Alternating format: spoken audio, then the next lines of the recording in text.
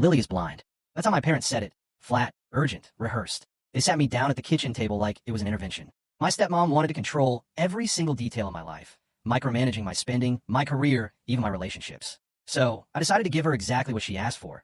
Constant, overwhelming updates 24/7. And it led to her own spectacular breakdown, leaving me finally free. I was 24, living my own independent life, when my dad married Laura 4 years ago. So I figured her impact on my world would be pretty minimal. At the wedding, she seemed lovely, talking about respecting boundaries, acknowledging I was an adult who didn't need another parent. She even fit in well at Christmas dinner, and I was genuinely happy for my dad, who seemed happier than I'd seen him in years. For about 5 months, things were actually good. We'd occasionally do lunch, she'd ask about my job at the accounting firm, and she never overstepped. Honestly, I thought I'd gotten lucky with a step-parent. But everything changed the moment I started dating Jax. Suddenly, Laura did a complete 180 on all her talk about boundaries. Jax didn't have a sufficiently solid employment situation with the fire department. My apartment was too far from their place. My long work hours meant I couldn't maintain a good relationship.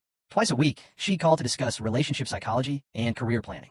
When I mentioned getting a cat, she emailed me 20 links about how pets ruined the financial destiny of young people. My dad, bless his heart, would just shrug and say, "Laura cares about you and wants to help." The real escalation began when Jax and I decided to move in together. Laura lost it. She called an emergency family meeting, where she gave a full-blown PowerPoint presentation on cohabitation statistics and failure rates. She even had graphs about my spending habits, which she'd somehow obtained, probably by interrogating my dad. She created a timeline of where my life ought to go by 30, and living with a boyfriend definitely wasn't on it. When I thanked her, but calmly stated Jax and I were happy with our decision, she told my dad I was acting recklessly and needed intervention. That's when the daily check-in started. Every morning at 8 a.m., Laura would text, asking about my plans for the day. If I didn't respond within an hour, she'd call my dad concerned. She began making surprise visits to my apartment to confirm it was clean enough. She complained about my grocery choices, my laundry timing, everything. Jax, naturally, nicknamed her the warden. She tried to convince me to switch jobs to work for a company her friend owned, so she could monitor me more effectively. When I refused, she actually called my employer to discuss my career path. My workplace felt the need to address the personal problem I was apparently having because it was becoming so bizarre. Then came the pregnancy scare. I made the mistake of telling my dad I'd had a delayed period in Jax, and I were anxious.